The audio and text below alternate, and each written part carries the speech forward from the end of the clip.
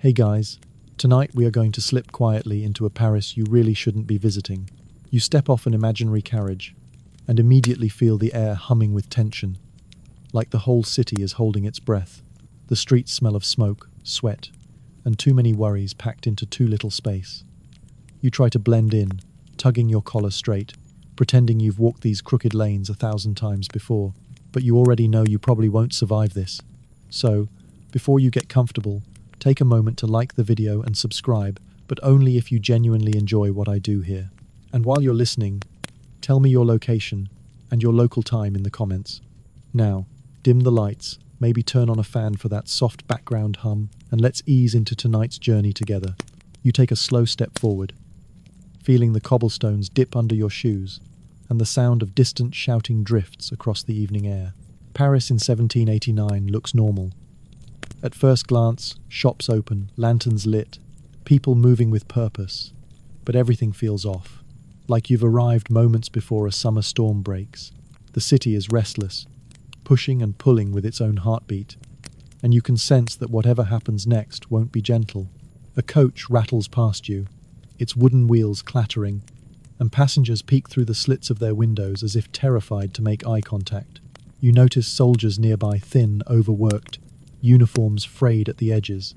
One wipes sweat from his forehead, even though the evening is cool. There's fear there, sitting heavy in his eyes. You overhear a whispered rumor.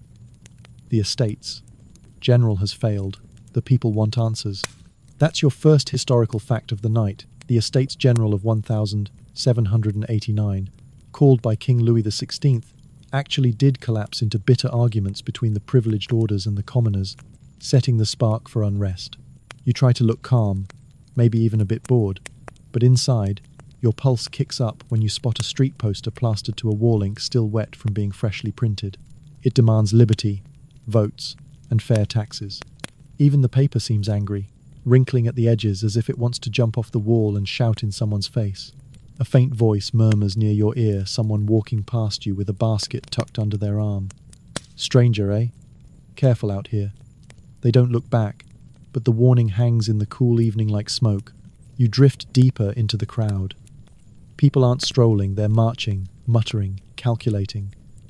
You feel like an extra piece dropped into the wrong puzzle. You look the wrong way at the wrong time, and someone frowns at you. You shift away quickly. Another historical thread drifts through your thoughts.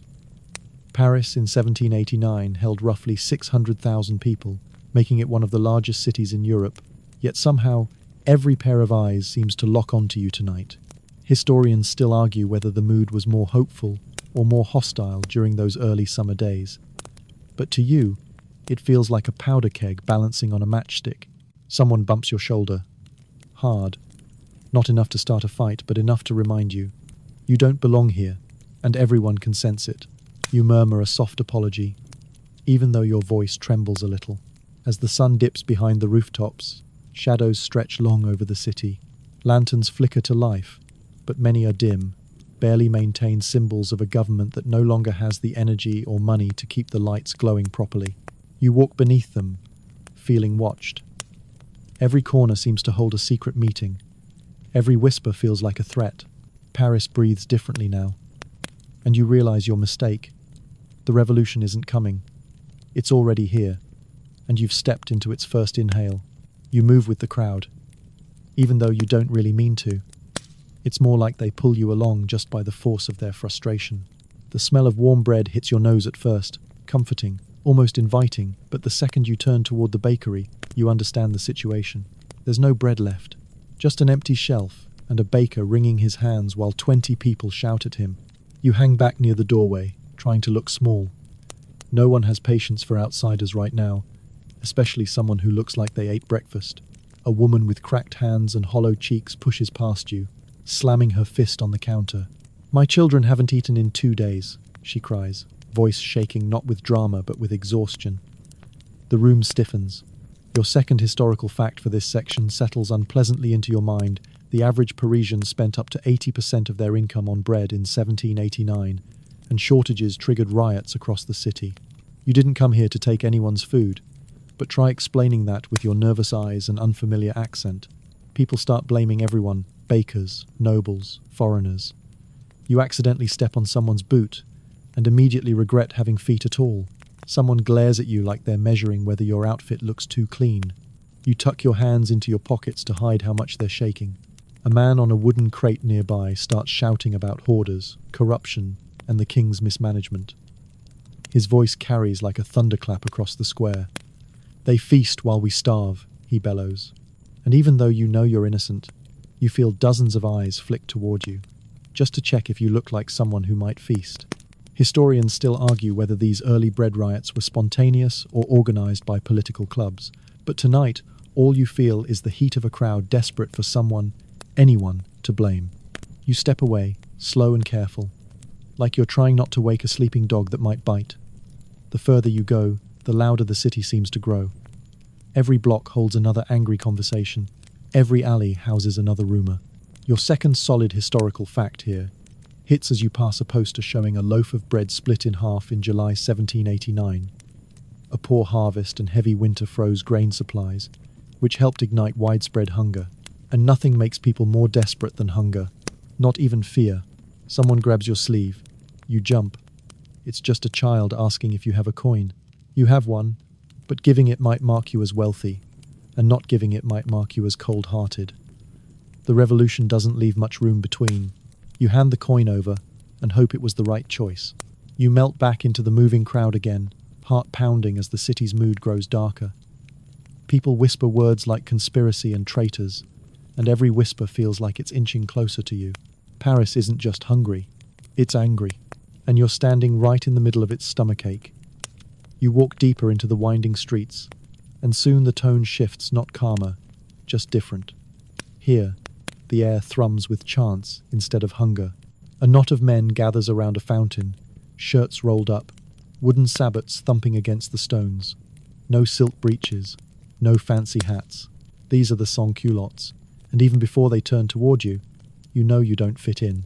They size you up fast. Too clean, too polite, too unfamiliar. You try smiling, but your smile feels like it's made of wet paper. One of them narrows his eyes and asks where you're from. You answer carefully, offering a harmless city far away. He grunts. Maybe it's enough. Your first historical fact slips into place. The sans-culottes were working-class Parisians, known for wearing long trousers instead of aristocratic knee breeches, and they became engines of radical energy during the Revolution. Seeing them up close, you understand why the rich feared them. They move like a single creature, united by shared anger and survival. One of them offers you a tin cup of something strong. You take the tiniest sip possible without offending him. It tastes like someone dissolved fire in water. You try not to cough. The group starts debating loudly about taxes, soldiers, bread, and the king. There's no politeness here, just sharp honesty wrapped in louder than necessary voices. Historians still argue whether the sans-culottes were more motivated by ideology or by basic survival needs. But to you tonight, they look like men who simply have nothing left to lose. A man with soot streaked across his face leans closer. "You're not one of those nobles, are you?" His tone makes it clear he's not asking out of curiosity. He's asking out of necessity. You shake your head so fast you worry it looks suspicious. Your second historical fact creeps in as the group debates news from the National Assembly, the abolition of feudal privileges on the 4th of August, 1789, a moment that thrilled the sans-culottes, even though it didn't magically fix their daily struggles. The men break into laughter at a joke you don't understand, and for a moment you think you're safe. But then someone brings up spies royalists listening, manipulating, waiting to strike.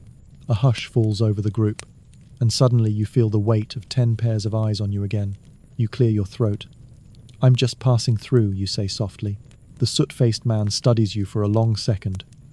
Then he nods toward the street. "Then keep moving. It's not a threat." Not exactly. More like advice from someone who knows how fast fortunes change here. And you take it. You slip away before they change their minds, heart pounding as you disappear back into the restless veins of the city. You move farther from the restless Paris streets and toward the grand road that leads to Versailles. The air feels different here, lighter, cleaner, but heavier in another way, almost like you're walking toward a place pretending everything is fine. You follow the path out of curiosity at first, but soon it becomes clear you're not the only one making the journey. Small groups walk ahead of you, talking in low voices about the king's silence and empty promises. Their words float on the summer breeze, carrying more truth than they probably intend. By the time you reach the edges of Versailles, a strange calm wraps around you. The palace rises like a golden dream, a world built to be admired from far away.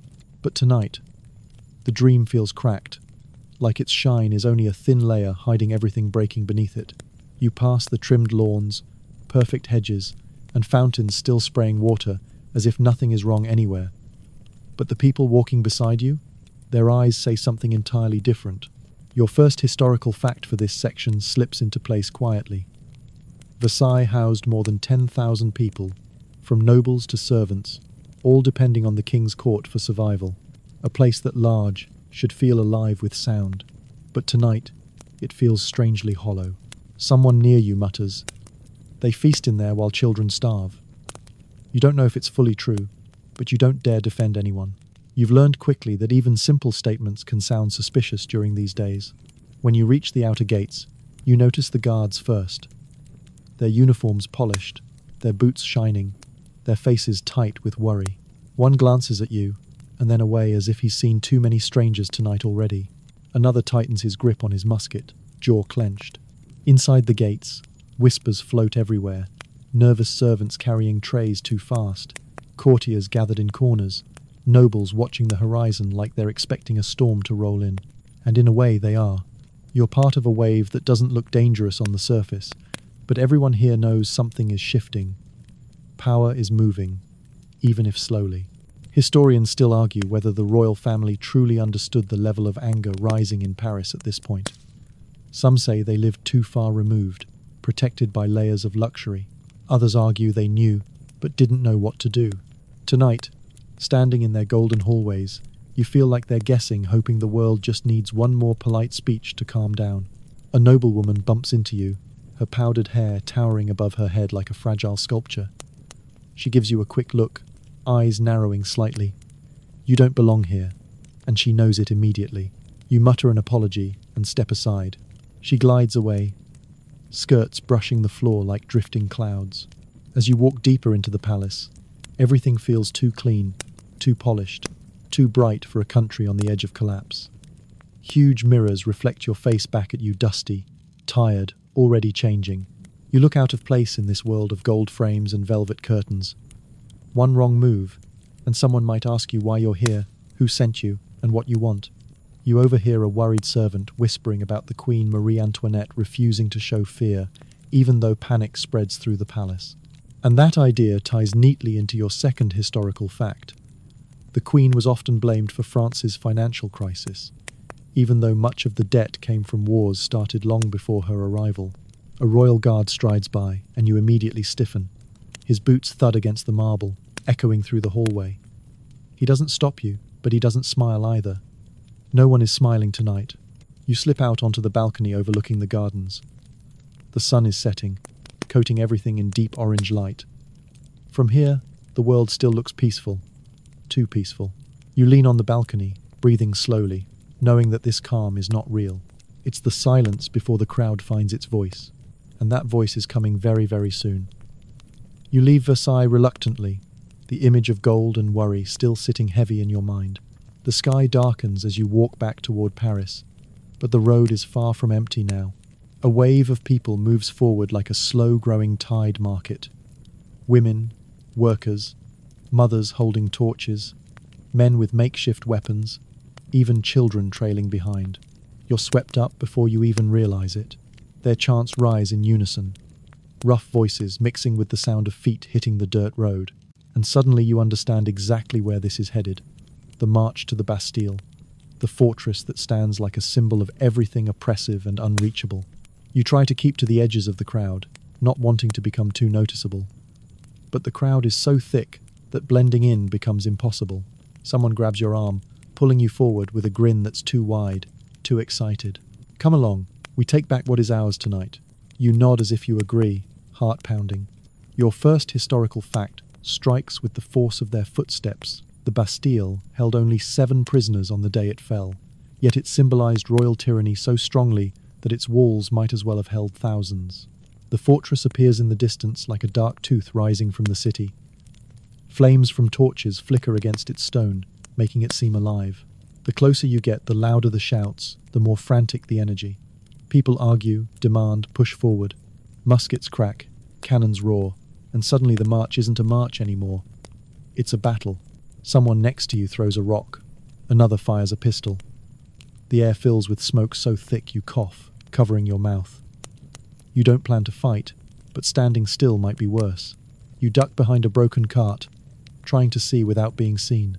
Historians still argue whether the crowd intended violence from the start, or whether panic and trigger-happy soldiers escalated things.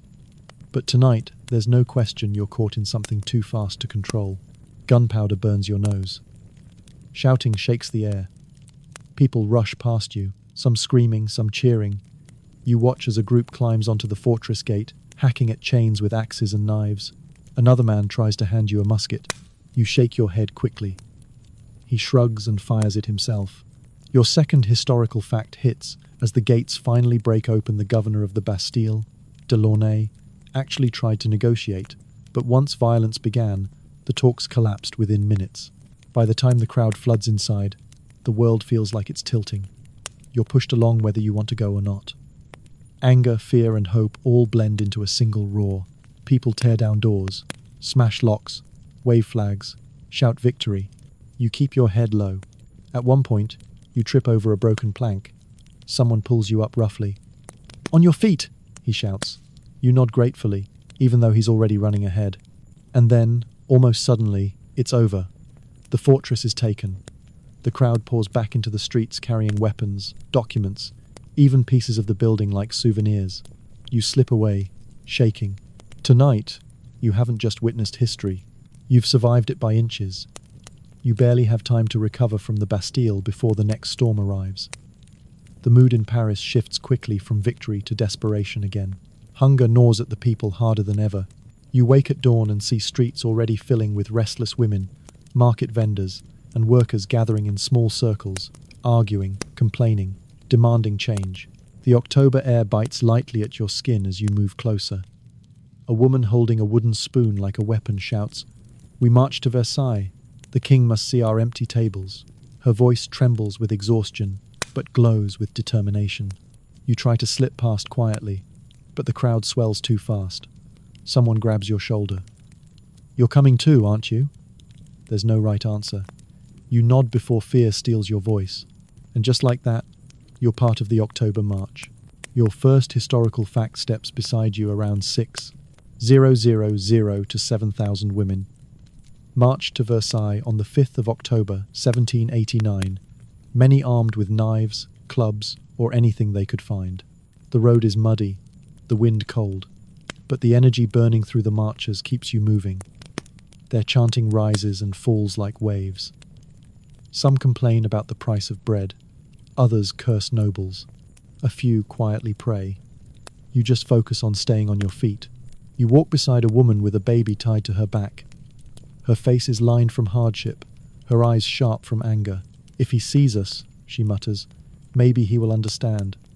She doesn't say what happens if he doesn't. The march stretches for miles, and by the time Versailles appears again on the horizon, you feel fear settling into your bones. Last time you approached this palace, it was quiet. Tonight, it's bracing itself. Guards stand at attention. Cannons gleam. The gates are closed. Historians still argue whether the king intended to negotiate peacefully that day or whether he underestimated the desperation. But you can feel the tension the moment the first woman begins shouting at the guards through the bars. Your second historical fact rises as the gates tremble. The crowd actually broke into the palace early the next morning, rushing through hallways, searching for the queen, demanding answers. You stand near the edge, watching chaos unfold. Someone hands you a torch, but you pass it on quickly. The air fills with shouts, arguments, screams, and the pounding of fists on the iron gates. A sudden push sends the crowd surging forward. You barely stay upright. You grab a pillar near the gate to keep from falling. The world becomes a blur of movement, guards yelling, women crying, people climbing the walls, soldiers trying to hold the line. Hours pass in a strange, terrifying rhythm. At one point, You hear someone shouting that the palace guards have lowered their weapons. At another, you hear that the crowd wants the king taken back to Paris. You feel small, fragile, temporary.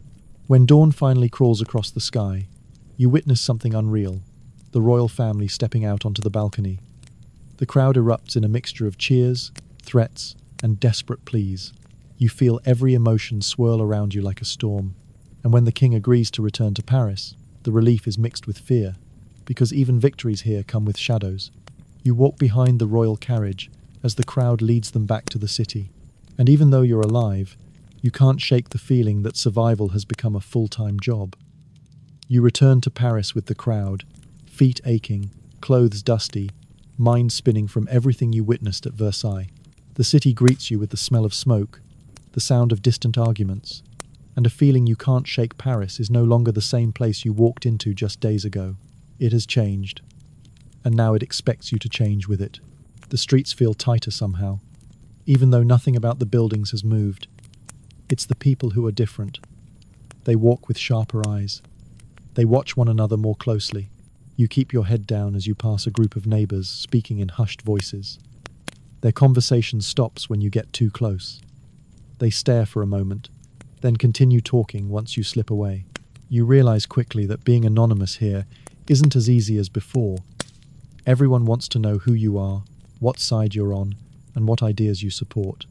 And you don't even fully know those answers yourself. Your first historical fact settles into place after the October days. The king and queen were forced to live in Paris under the watch of the people, transforming the city into the center of political gravity. Everyone felt the shift, and tonight you feel it too. You move past a bakery where bread is still scarce. A long line stretches across the street. People attempt to appear patient, but their eyes give away their exhaustion. Someone snaps at the person next to them. Another woman mutters that the king should have fixed everything by now. You quietly keep walking, hoping no one notices how foreign your accent still sounds. You reach a crowded square where a man stands on a barrel, waving a pamphlet. He shouts about liberty, equality, and defending the revolution. His voice booms through the square like a drumbeat. Several people cheer. A few scowl. You step back, unsure which reaction is safer. Historians still argue whether the early revolutionary pamphlets spread hope or fear more effectively. But standing here among dozens of tense faces, you feel both emotions curling through the crowd like smoke. A young boy approaches you holding a stack of those same pamphlets. "Want one?" he asks. You shake your head, but he pushes the paper into your hand anyway and runs off. The pamphlet feels heavier than paper should. You fold it and tuck it into your pocket, hoping you won't be questioned about it later. As you continue through the streets, you notice new decorations hanging from balconies, red, white, and blue ribbons. Tricolour cockades worn proudly on hats and coats. People who don't wear them attract long, suspicious glances. You quickly buy one from a small stall and pin it to your clothing. The seller nods approvingly. You exhale in relief. Your second historical fact slips in naturally. The tricolour cockade became a symbol of revolutionary loyalty, and not wearing it could make you a target in the wrong part of town. You pass by a tavern where heated arguments spill out into the street. Inside, the conversation is sharp and loud. Some men claim the revolution hasn't gone far enough. Others worry it's already gone too far. A few insist they know what the king thinks, while others say the king's thoughts no longer matter. The tension inside the room presses against the glass windows like steam. You decide not to step inside. Instead, you walk along the river, where the city's lights shimmer in the water. The Seine looks calm, but the bridges are full of people talking, planning, debating. A fisherman leans beside you, shaking his head. "Paris was never quiet," he says, "but now it never rests." His voice is soft, not angry, just tired. Night falls, but the city doesn't slow down. You feel like every window hides a committee meeting. Every alley holds a political club. Every tavern whispers a new rumour. You're surrounded by voices arguing over the future of France, and somehow you've been pulled into their conversations without saying a word. You move through the streets as carefully as someone carrying a fragile object. A slip, a question, a misunderstanding, anything could make you look suspicious. Even silence is dangerous here. You turn a corner and nearly bump into a patrol of National Guardsmen. Their uniforms are clean, their muskets shining. One of them steps closer, eyes sharp. "Your cockade?" he asks. You point to it immediately. He studies you for a moment that lasts too long. Then he nods and walks on. Your heartbeat only slows once they disappear. You head into a quieter neighborhood, hoping to find somewhere to rest. But even in quiet areas, voices drift through open windows. People talking about grain, taxes, new laws, and the king living so close to them now.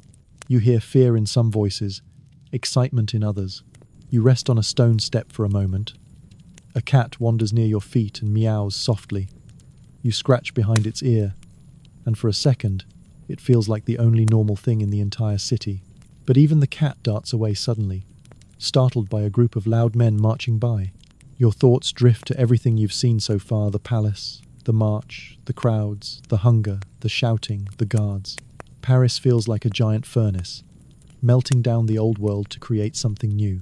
But being near a furnace always carries danger, especially for someone like you who barely understands the rules. You decide to keep moving before anyone asks you who you are or where you're going. You walk slowly, blending into the shadows, listening to the city breathe around you. Paris has transformed, and now it's watching you back. You wake the next morning to a Paris buzzing louder than before. The air feels warmer, thicker, like the city has spent all night whispering secrets, and now it's humming with new suspicions.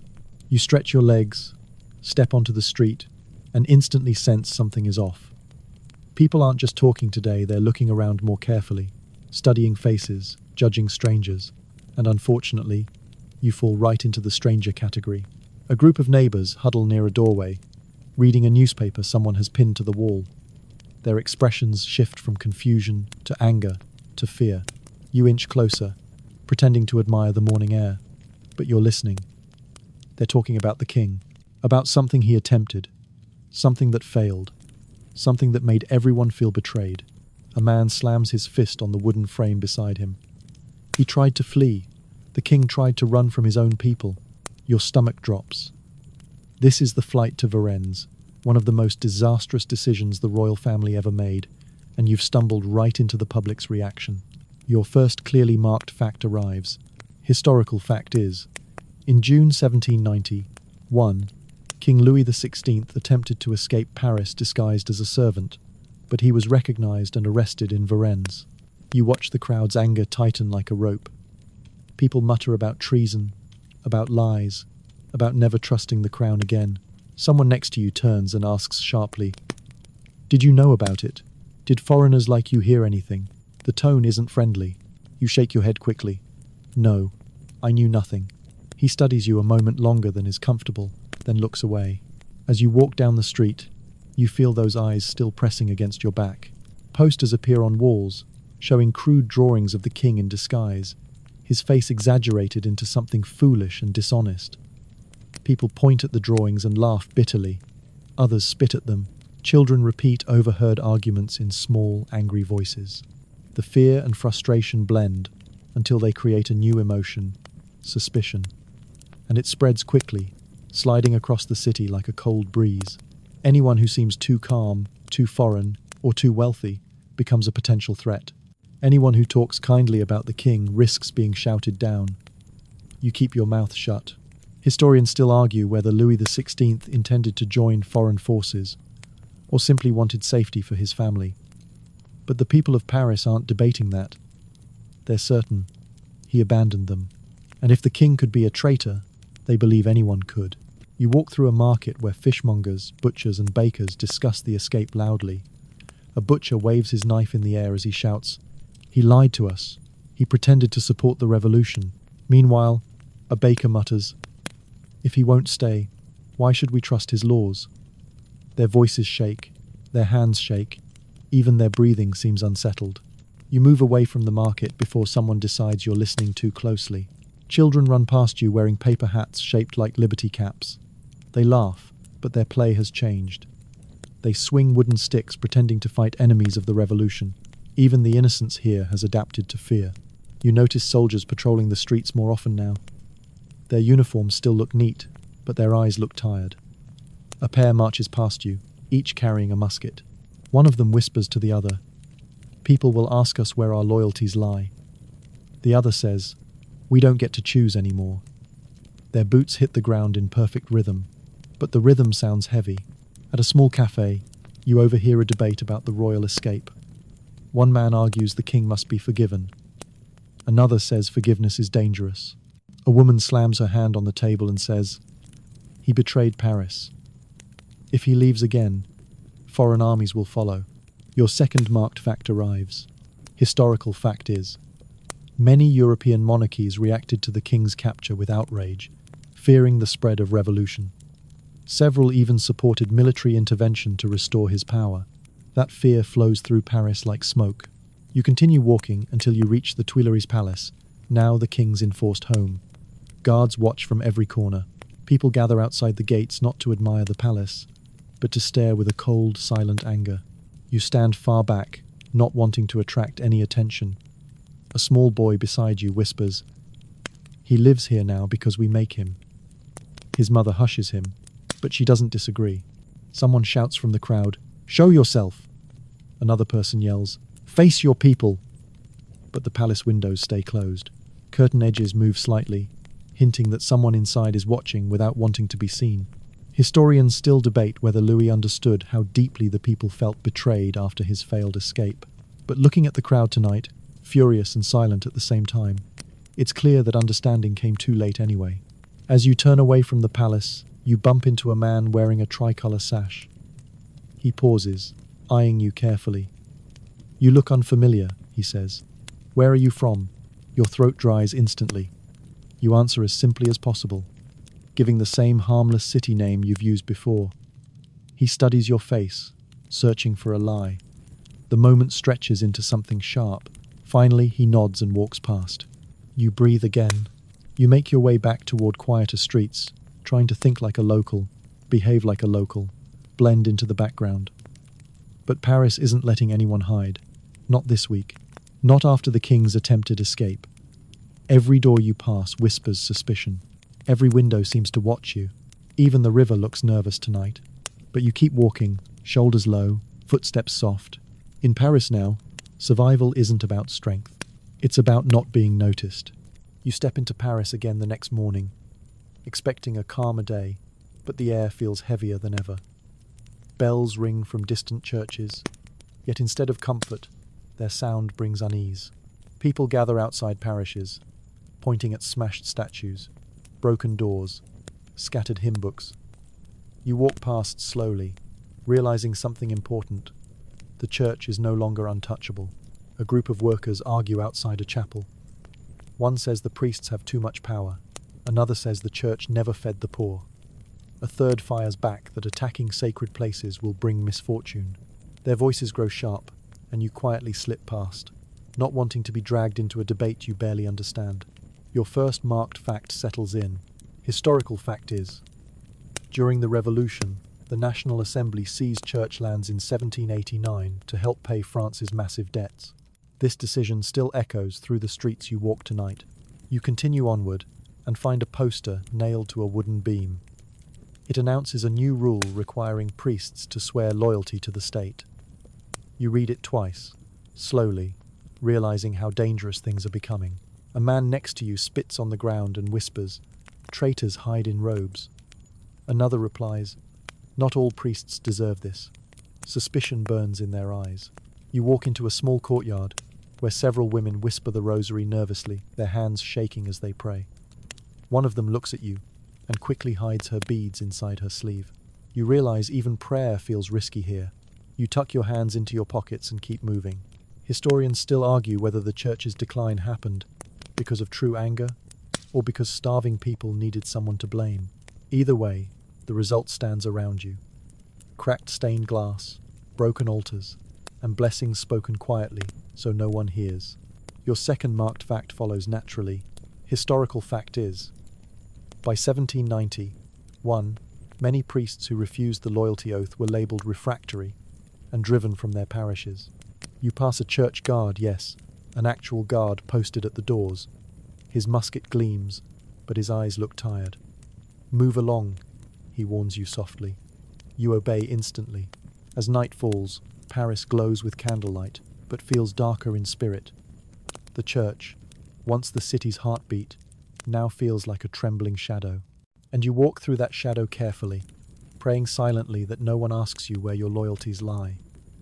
By the time dawn touches the rooftops, the city is vibrating with new rumors of war. You hear them before you even step onto the street. People whisper about foreign armies, kings gathering troops, letters crossing borders. Fear thickens the air like dust. You pass a newspaper stand where a headline screams, "France declares war on Austria." The vendor waves the paper at anyone passing by, shouting, "Enemies everywhere, be alert!" You step back instinctively. The word enemy feels too close to your own skin. Your first marked fact comes with a chill. Historical fact is, in April 1792, revolutionary France declared war on Austria, believing the conflict would protect the new government. But war doesn't bring safety. It brings fear, and fear brings suspicion. You walk toward a tavern where men crowd around tables, arguing fiercely. One man says foreign spies are hiding in Paris. Another insists nobles are sending secret letters to the enemy. A third slams his mug, shouting that traitors wear friendly faces. His eyes sweep across the room, and for a horrifying second, they land on you. You slip out before anyone questions you. Outside, soldiers march through the streets, their boots pounding in rhythm. The sight might have been impressive on any other day, but here it feels like a warning.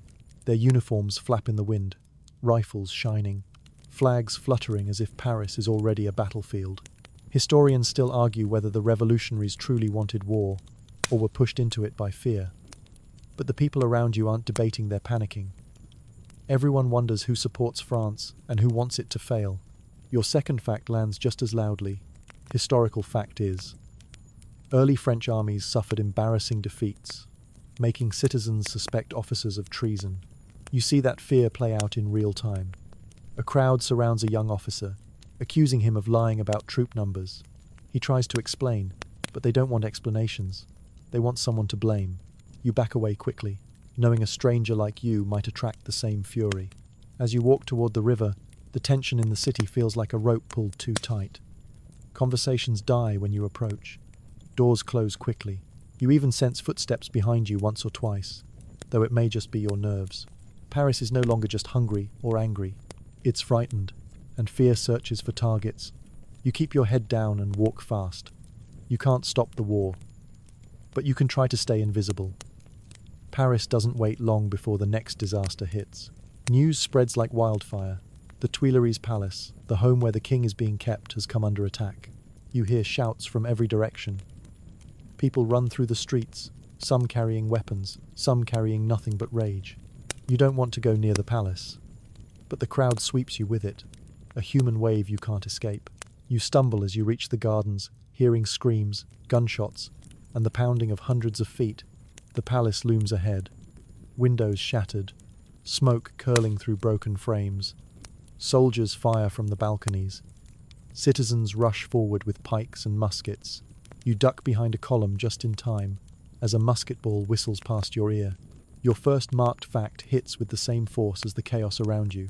Historical fact is, on the 10th of August 1792, the Tuileries Palace was stormed, ending the monarchy's real power. You peek from your hiding place and see Swiss guards fighting desperately to protect the king. Their bright red coats stand out against the shouting masses. They fire in disciplined lines, but the crowd keeps pushing forward.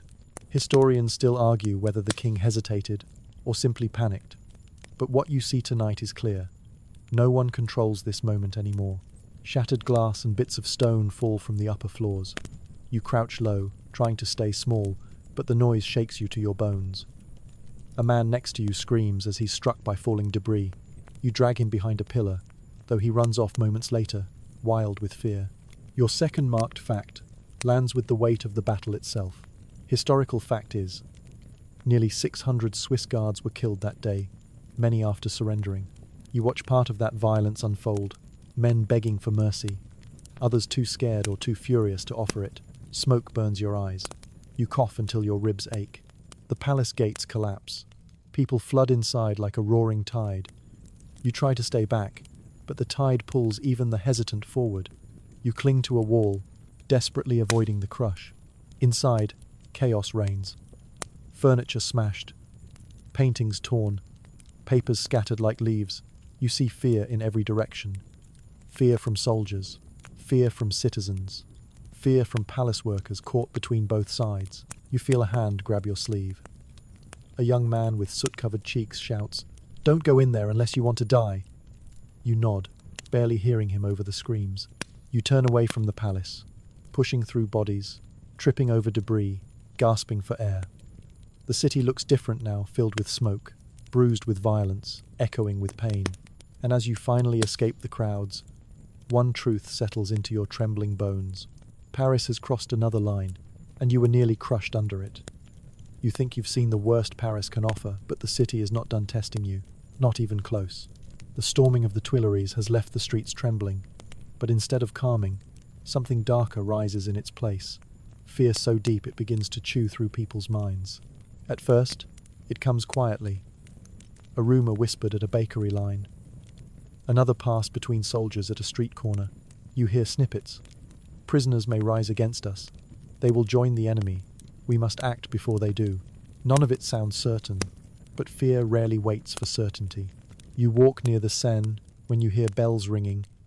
Not the soft evening bells you've grown used to, but sharp, hurried ones. People rush across the bridges, moving toward the prisons. You feel your heart tighten, sensing danger but not yet understanding the scale of it. You follow at a distance, keeping your steps light, your posture small. The streets around the abbey prison fill with hundreds of people, workers, soldiers, market women, men holding pikes, even teenagers clutching clubs. Their faces glow with torchlight, eyes wide, breaths fast.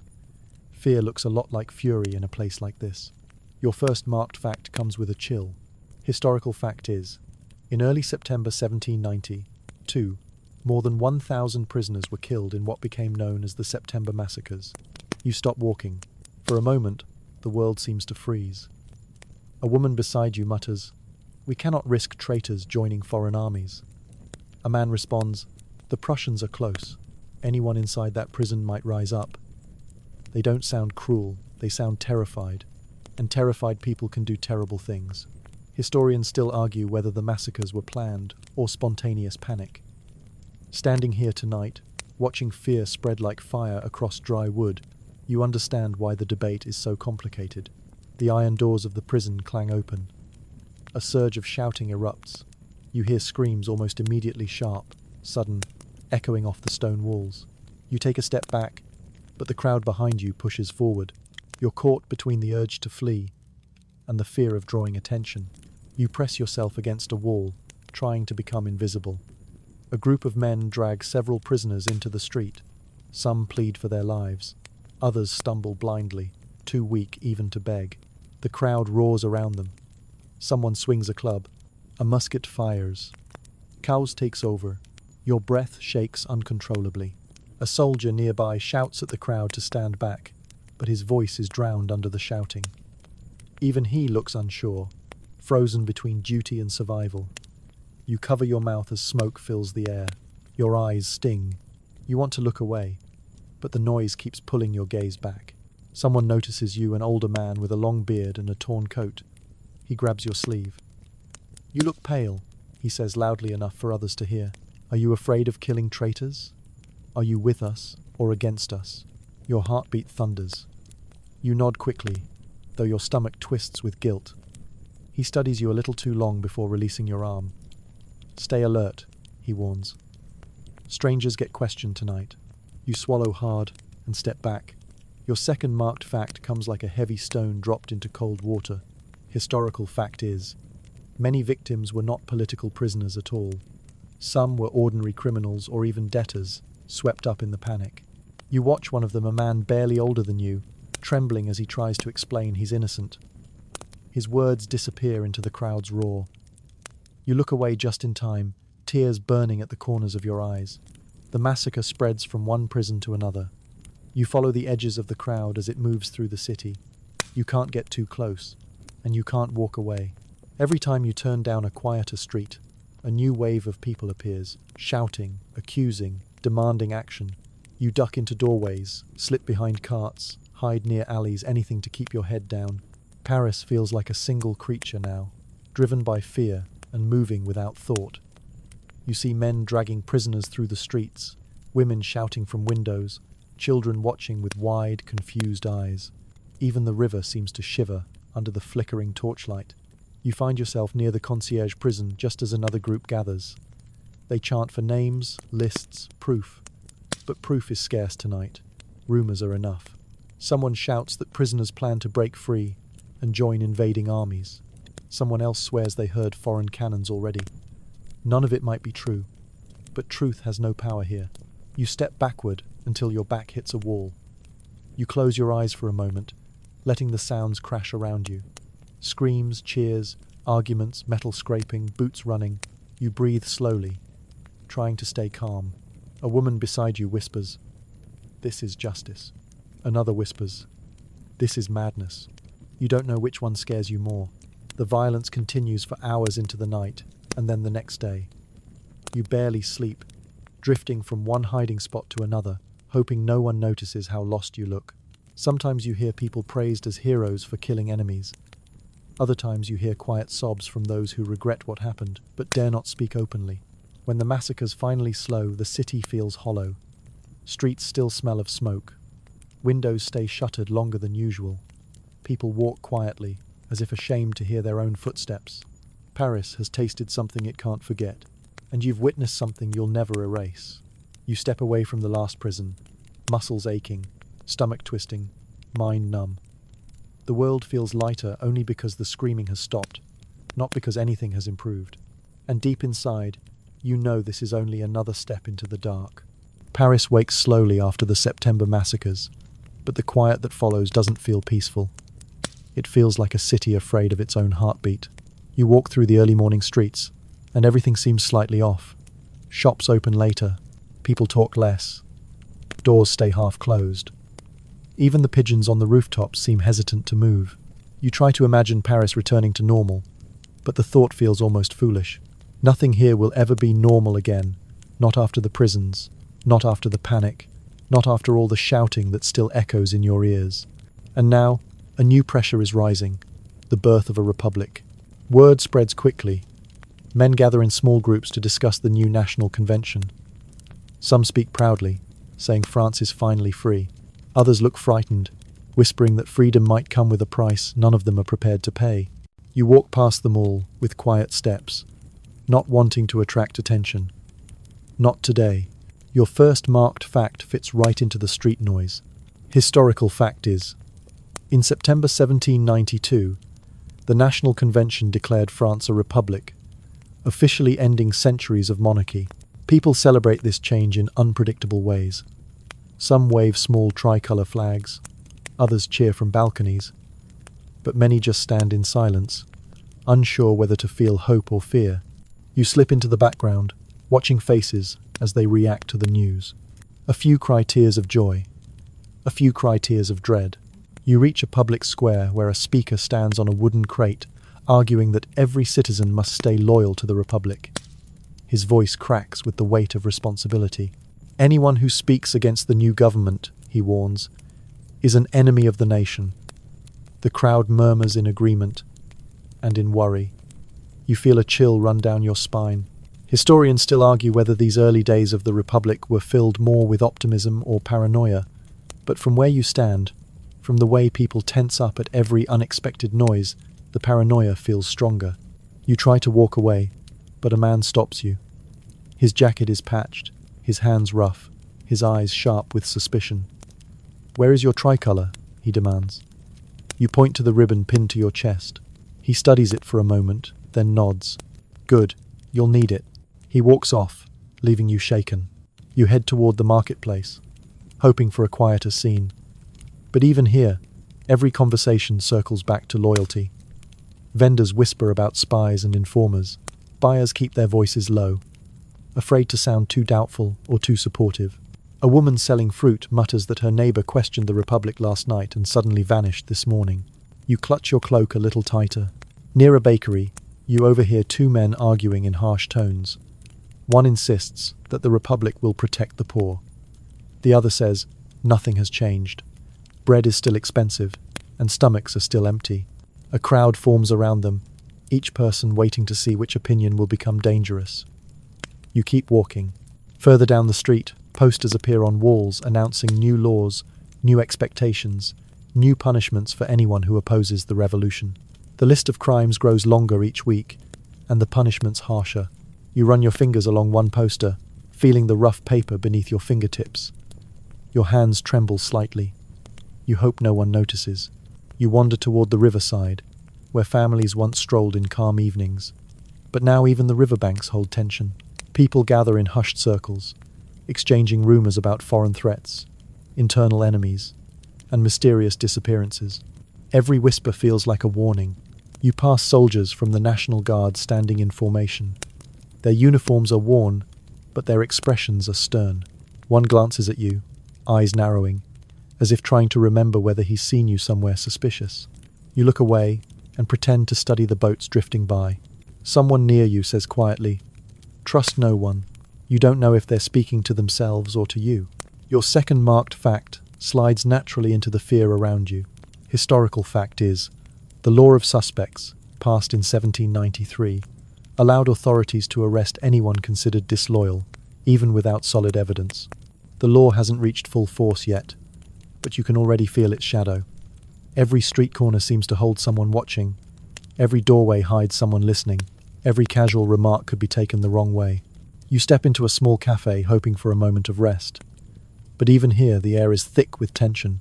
Patrons lean close to each other, whispering about the Republic, about traitors, about lists of names posted in secret. A man in the corner writes in a notebook, glancing up every few seconds. You wonder if he's recording political thoughts or writing down the names of people to report. You leave before your presence becomes suspicious. You walk along the narrow back lanes of Paris, avoiding the main crowds. But even these quieter streets hold signs of change. Tricolour flags hang from windows. Graffiti scrawls on walls accuse unnamed neighbours of plotting against the nation. A child draws a guillotine in the dirt with a stick, humming a song that sounds far too cheerful for the image. You turn away, heart sinking. Even the churches now feel like shells of themselves. Doors creak. Statues are broken. Bells ring less often. A priest locks the chapel behind him, eyes downcast, as if expecting trouble. When he passes you, he murmurs, "Be careful with your faith." You nod, unsure whether he means your beliefs or your survival. As night settles over the city, Paris doesn't grow quiet. Instead, it shifts into a different kind of tension. Lanterns glow in windows. Voices carry through the darkness. Somewhere in the distance, metal scrapes against stone. Somewhere else, someone cries out, then falls silent. You keep to the shadows, moving with soft steps. You've learned that curiosity is dangerous here. So is kindness. So is silence. So is speaking too loudly. Every action feels risky. When you reach your small corner of the city, you exhale slowly, feeling the day finally release its grip. But even then, the unease doesn't fade. Paris is watching you, judging you, measuring you, and you realize something painful. The Republic may be new, but the danger is familiar. You survived the crowds. You survived the panic. You survived the prisons. But now you must survive the suspicion. You wake to the sound of footsteps outside your door, slow, heavy, deliberate. You hold your breath until they fade. Paris has become a city where even simple footsteps make your heart jump. You rise carefully, open your window just a little, and glance down at the street. A group of men walk together, each wearing a tricolour sash. Their eyes scan doorways, windows, and passing faces. You shut your window quickly before they notice you. The Committee of Public Safety is growing stronger, and you can feel its presence in every alley and echo of the city. You've heard its name whispered for days now, sometimes with pride, sometimes with fear, but always with weight. This committee isn't just another government group. It's becoming the city's new heartbeat, one that beats faster and harder every day. You step outside and instantly feel watched, not by a single person, but by everyone. People study your expression, your clothes, your walk, your silence. Suspicion floats in the air thicker than smoke. You decide to keep your gaze low and your steps steady. As you pass a neighbor's house, you hear loud voices inside. Someone cries, "I swear I'm loyal." Another voice demands names. You don't stay long enough to hear the end. Your stomach twists too tightly to stand there. You move quickly away. Your first marked fact arrives like a cold stone landing in your hands. Historical fact is: the Committee of Public Safety was created in April 1790. 3. To protect the revolution and oversee the war effort, eventually gaining enormous power. You walk toward the market square, hoping for normal sounds: vendors shouting prices, children laughing, carts creaking. But the market feels different now. Vendors whisper instead of shout. People shop with tense shoulders. Soldiers stand at corners watching everything. Even the air feels thinner. A baker hands a loaf to a customer and says quietly, "Say nothing unpatriotic today." The customer nods and leaves quickly. You step back from the stall, afraid someone will ask you your opinion about anything political. Opinions are dangerous now. Historians still argue whether the committee needed this much control, or whether it seized it simply because fear made people accept anything. But standing here, watching citizens look over their shoulders before speaking, it's easy to believe fear did most of the work.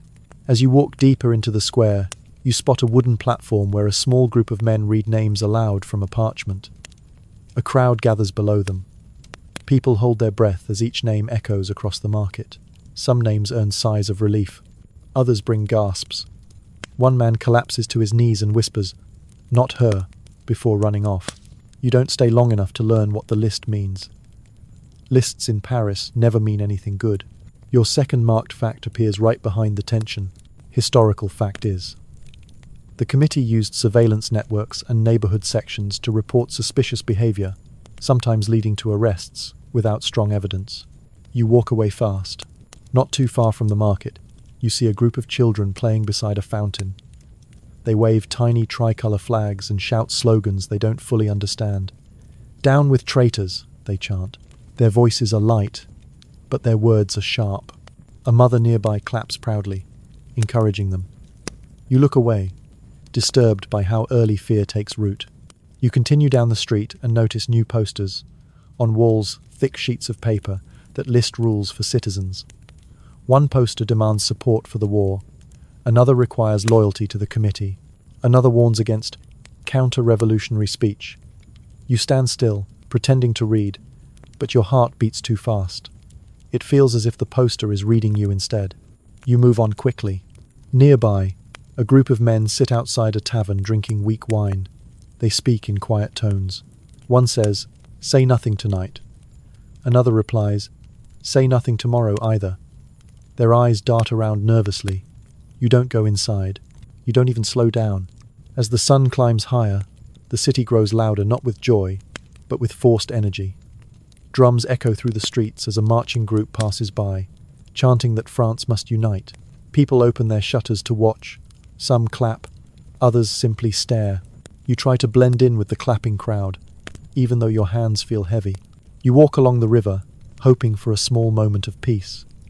But even the river carries whispers. Two fishermen speak softly while mending their nets. One says, "They arrested my cousin yesterday." Someone reported he complained about prices. The other shakes his head. "Careful. The walls have ears now." You take a slow step back, not wanting to overhear more. You've learned it's safer not to know anything. You wander toward the older part of Paris, where narrow streets twist like tangled rope. Clothes hang from ropes overhead. Strange shadows fall between the tall buildings. Even here, far from the main squares, fear lingers. A man stands at the corner, scanning faces. When his eyes fall on you, you bow your head and walk steadily past. You find a small chapel still standing, though its doors are cracked. You slip inside for a moment. A woman kneels at the far end, praying with trembling hands. She looks over her shoulder every few seconds. Even faith has become a secret activity. You whisper a soft wish, not exactly a prayer, just a quiet plea for safety, and leave before anyone else enters. As evening settles, lanterns flicker across the city. The sky glows orange, then fades into deep blue. But Paris does not slow down. Voices rise along the streets, debates, arguments, accusations. Every sound makes you jump. You pass by a tavern where a crowd cheers loudly. You might think it's a celebration, but the cheers feel forced, almost desperate. A man stands in the center waving a newspaper and shouting news from the committee. People cheer louder each time he gestures to them. You add your voice to theirs, though it sounds shaky in your throat. When you finally return to your small room, exhaustion hits you like a wave. You sit on the floor, leaning against the wall, breathing slowly. Paris has become a place where every word matters, every look matters, every silence matters. You realize something today: simple survival requires performing loyalty every hour. Even when you're alone, you feel watched. Because in this new world shaped by the committee, danger isn't always loud. Sometimes it feels like a whisper behind your shoulder. You don't remember when Paris stopped feeling like a city and started feeling like a giant pulse of fear, beating in every street, every shop, every breath you take. But today, as you step outside, you feel it more clearly than ever. The terror isn't coming. It's already here, moving through the city like a cold wind that slips under doors and hides in the corners of your mind. You walk slowly along the cobblestones, morning light brushing the rooftops. The sun feels warm, but the people around you don't. Everyone moves with stiff shoulders, tight jaws, and eyes that flick toward every sound. Conversations freeze the second you approach, and footsteps behind you make your heart stutter. You wonder what Paris would look like without fear, but that picture grows harder to imagine. You pass a group of citizens gathered around a bulletin board, reading new announcements. Their faces look as if they're carved from stone. No joy, no anger, just grim acceptance. You edge closer, pretending to look at nothing specific. The bulletin lists new decrees about food, about loyalty, about property, and at the bottom a chilling line: apathy is suspicious. You step back quickly. How can anyone survive a world where even silence is a crime? Your first marked fact lands in your mind, like a cold drop of water. Historical fact is, the Reign of Terror began in 1793, led largely by Robespierre and the Committee of Public Safety, aiming to root out enemies of the revolution. But enemies is such a flexible word here.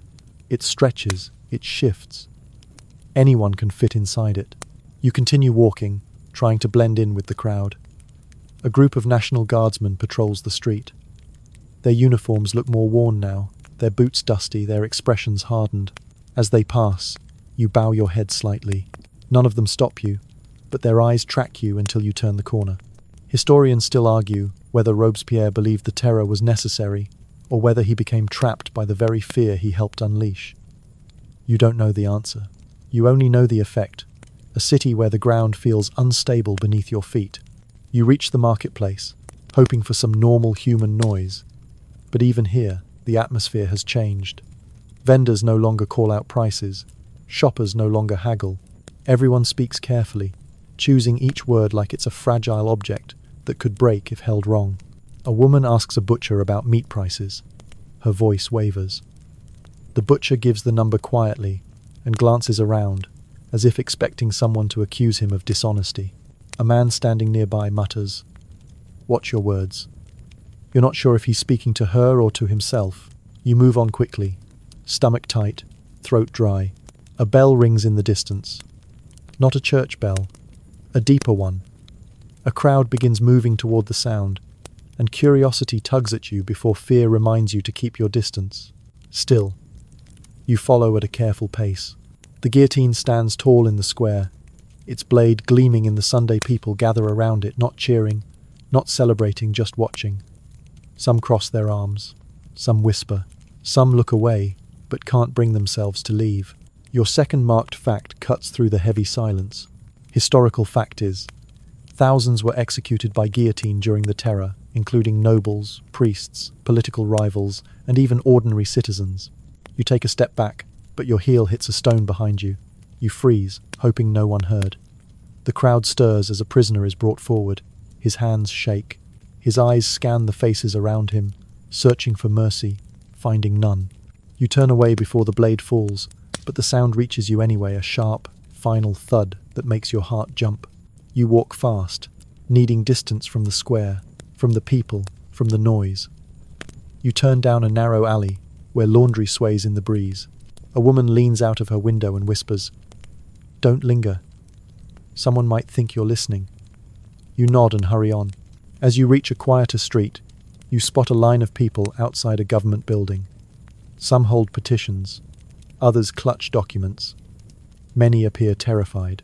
You overhear someone say, "If we prove our loyalty today, maybe we won't be questioned tomorrow."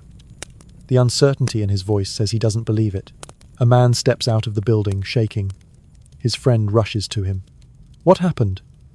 The man swallows hard. "They asked me about my neighbor." You keep walking. You don't want to hear more. You head toward the river, hoping the air near the water feels freer. But even here, soldiers stand watch. A small group gathers nearby, arguing about prices, shortages, and the war. Their voices rise, then suddenly fall when a patrol passes by. Everyone steps aside.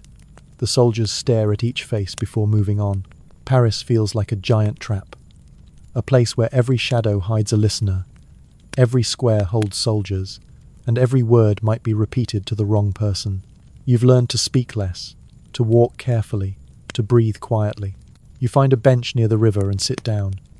A boat glides by, its reflection shaking on the water. For a moment, the scene feels peaceful, but then two men sit on the other end of the bench, whispering urgently. One says, "I heard they arrested Jacques for complaining about the bread line." The other replies, "Then stop talking, just stop." You stand and walk away. As night falls, Paris glows with lanterns but feels colder than ever.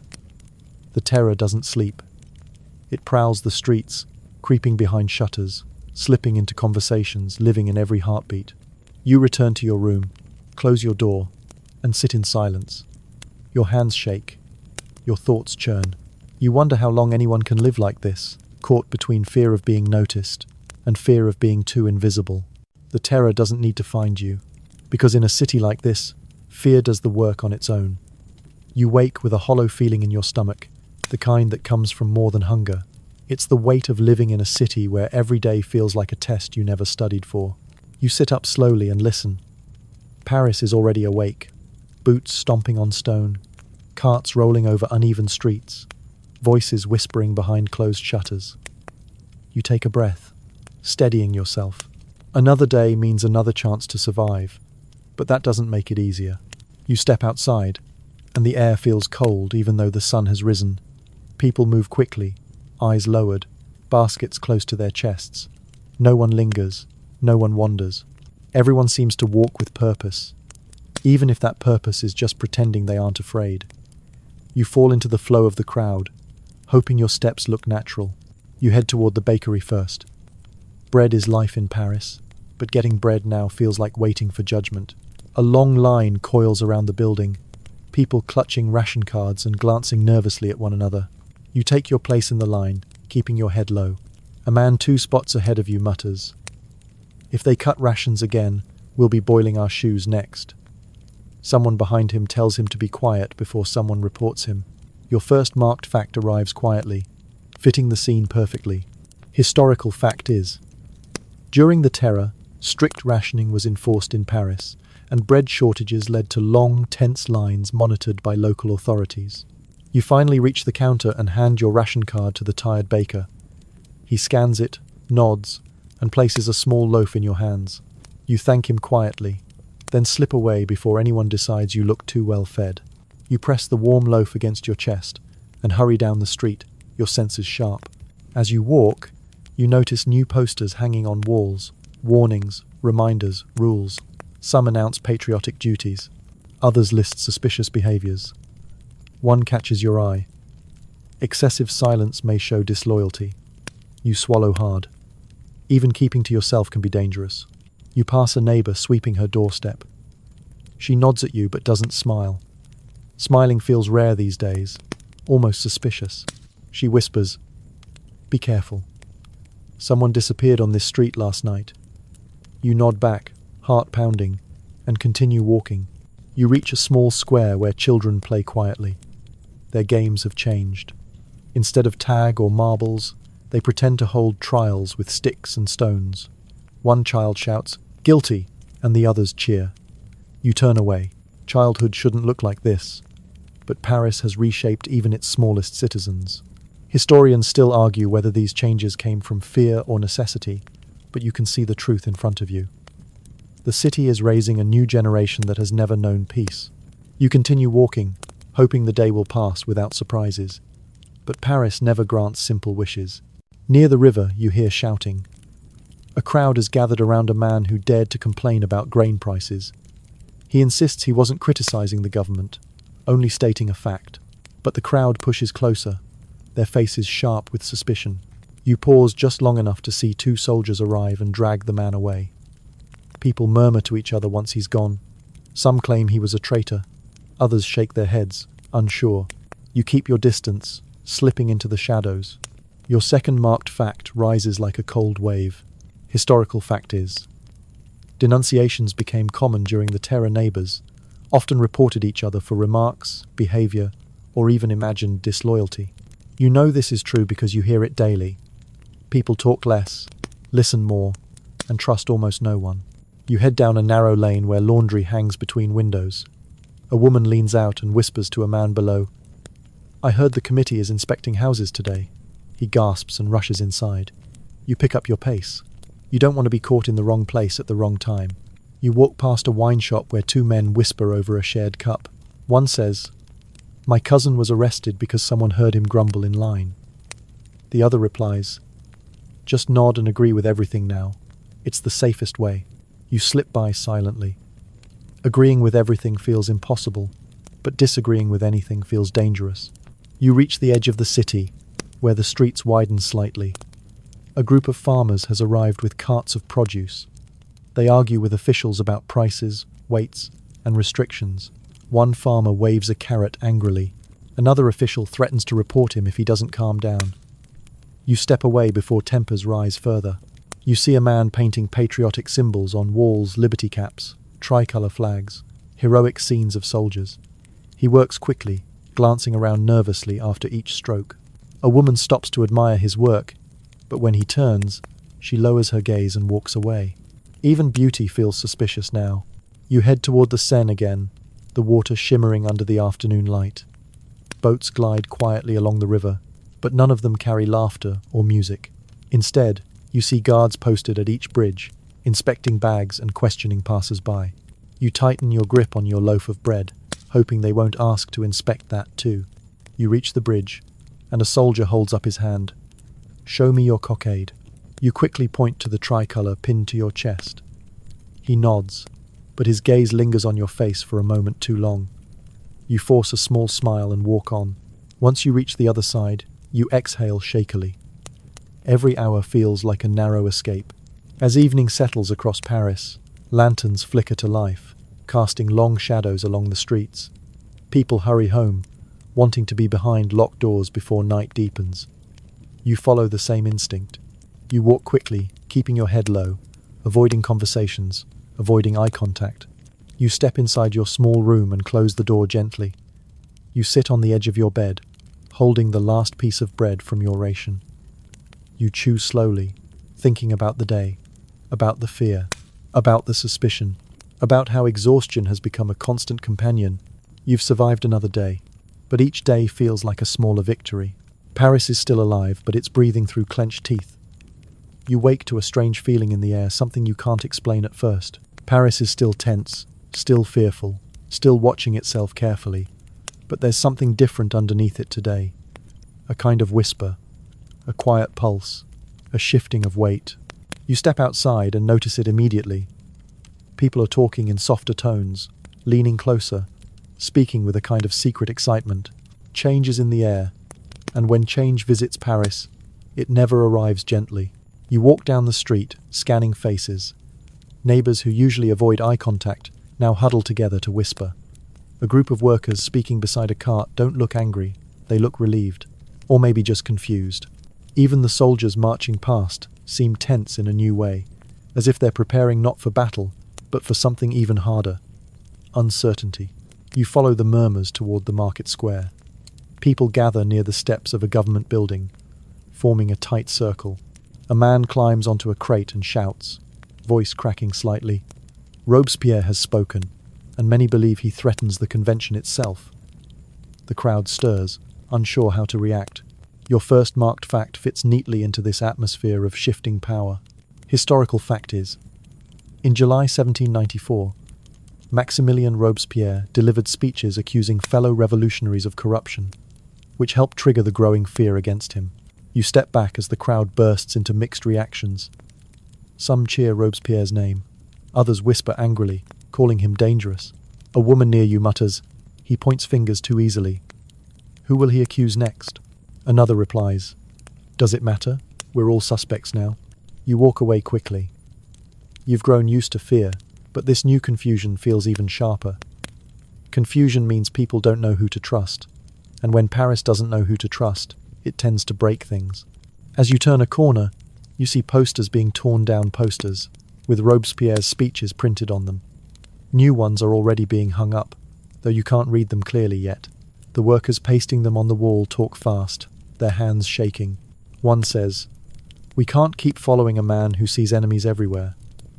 The other mutters, "Be quiet. Someone might report you." Historians still argue whether Robespierre's final days were the result of genuine backlash or a desperate attempt by rivals to save themselves. But watching Paris today, you see the truth. Even the loyal are afraid. You continue walking, but the streets feel unstable beneath your feet. A soldier stops you suddenly.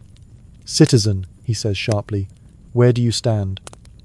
Your heart jumps. You pretend not to understand. "Stand? I'm just going home." The soldier looks at you for a long moment, then waves you off. You don't breathe until he's gone. The sound of drums echoes through the streets, pulling you toward the city center. A crowd forms outside the convention building. People press against each other, craning their necks to hear the shouts inside. You stay at the edge, ready to run, if the crowd turns violent. A man bursts out the doors, shouting, "They're turning against him! The convention is turning against Robespierre!" The crowd sucks in a collective breath. You feel the tension tighten like rope. Your second marked fact lands with heavy weight. Historical fact is, on 27 July 17949, Thermidor, Robespierre and his allies were declared outlaws and arrested, marking the start of the Thermidorian reaction. The crowd reacts in waves. First surprise, then relief, then fear. A woman clutches her shawl and whispers, "If they can arrest him, they can arrest anyone." A man beside her nods, his expression pale. But maybe the terror will slow. You feel a flicker of something, hope? No, not exactly. More like cautious breathing after being underwater too long. You follow the crowd as it begins to move. People talk loudly now, voices rising with sudden courage. "He killed too many," one man shouts. "He saved the Republic," another argues. A third yells, "No more blood." The arguments swirl around you like a storm of words. Someone bumps your shoulder hard. "Watch it," he snaps. You mumble an apology and edge away. This is still Paris. Even hope can cut you. The city heats up through the day, news spreading like fire, changing shape with every retelling. Some say Robespierre is already dead. Others swear he escaped. Some claim half the committee has turned on each other. You keep your head down, trying not to absorb every rumor. Near the river, you see a woman tear Robespierre's portrait in two. "My brother died because of him," she mutters. A man next to her says, "Mine died fighting for him." They don't look at each other after that. They walk in opposite directions. As afternoon slides into evening, loud cracks echo from somewhere near the Hotel de Ville. Someone screams, "Gunfire!" You duck into a doorway, hands shaking. People run past you, shouting conflicting stories. Robespierre is wounded.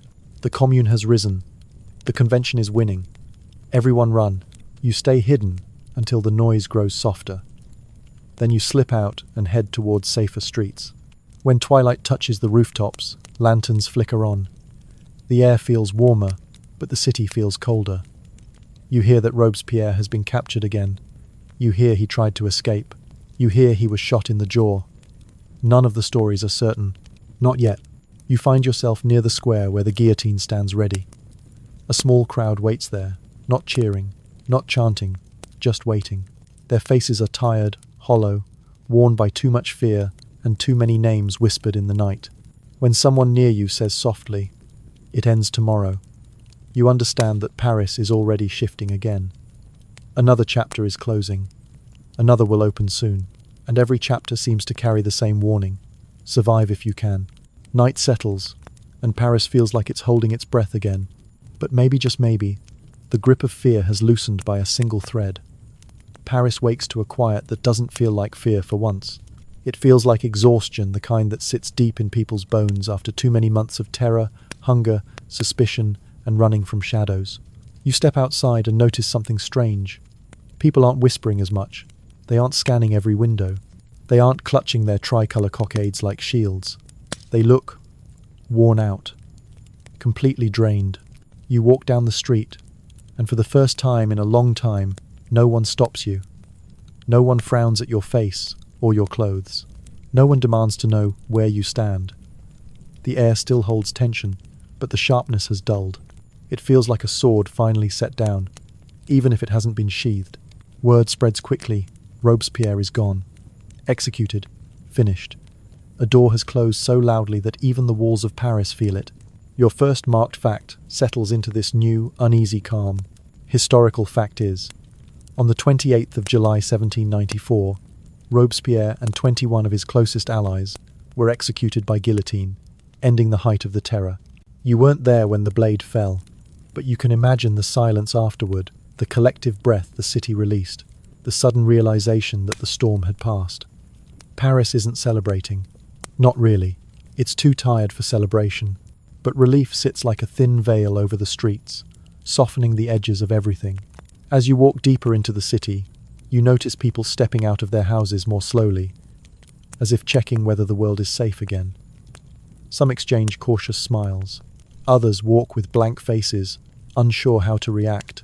A vendor places fruit on his stall without glancing over his shoulder. A baker speaks without whispering. A child laughs. An actual laugh, not the sharp chanting you heard before. You almost don't trust the sound. Historians still argue whether the Thermidorian reaction brought true freedom or simply replaced one kind of control with another. But walking here, right now, you sense something real. People are no longer terrified of their own voices. You reach the market square and see people gathering not to accuse, not to denounce, not to mourn. They're just standing there, talking like human beings again. A man says, "Maybe we can sleep tonight." A woman replies, "Maybe." The word feels fragile, like it might break if spoken too loudly. You sit on a stone bench nearby. The sun warms your back, and for the first time in weeks you allow yourself to breathe fully. Your chest rises, falls, rises again. It feels unfamiliar, like using a muscle you forgot existed. A group of children run past you, kicking a small wooden ball. No guillotines in their game today. No pretend trials, just play. Simple, normal play. You watch them with a kind of tenderness you didn't know you had left. Then, gradually, you notice something else. Paris looks older. Not physically, but emotionally. Buildings seem tired, streets worn, faces aged. Trauma leaves marks that no amount of hope can hide. You see a woman sweeping her doorstep. She pauses and stares at the broom, lost in thought. You wonder how many people she lost during the terror, how many names she heard whispered, how many nights she stayed awake, listening to footsteps outside.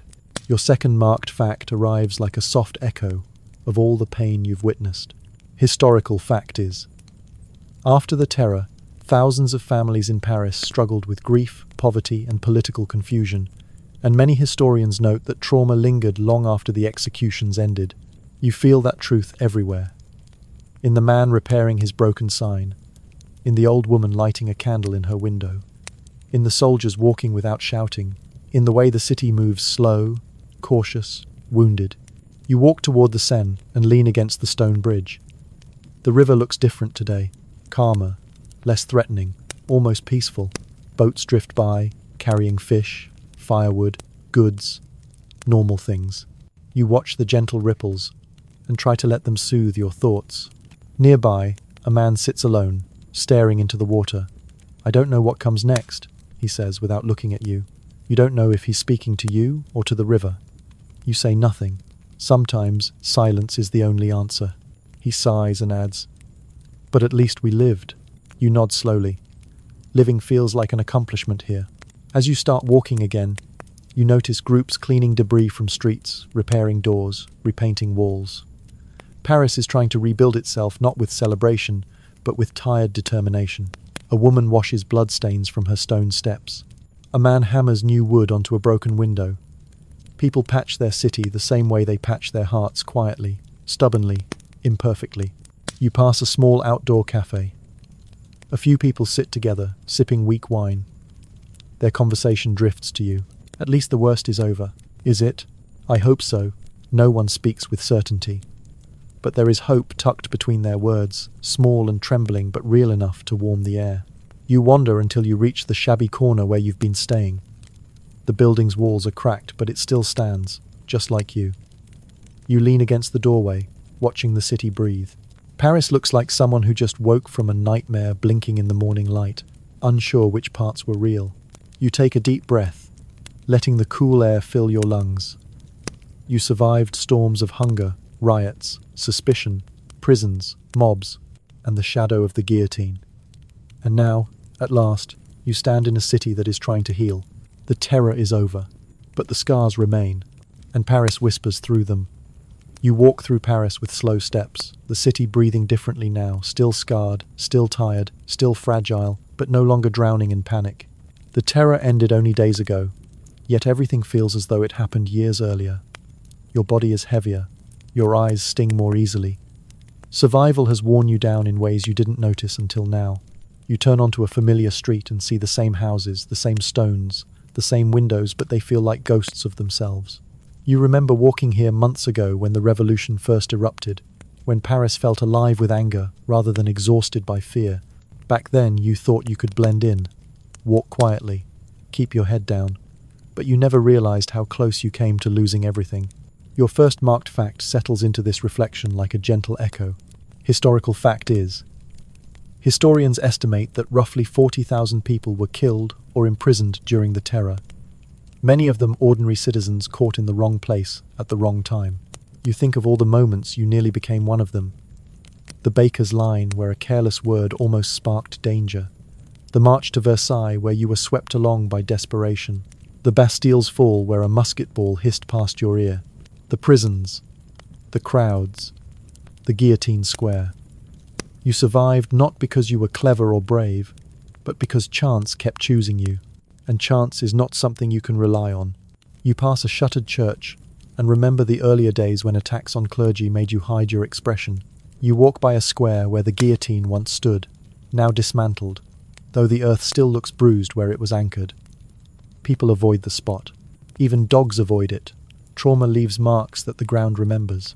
As you move forward, the faces around you remind you of everything that changed. A man missing half his family.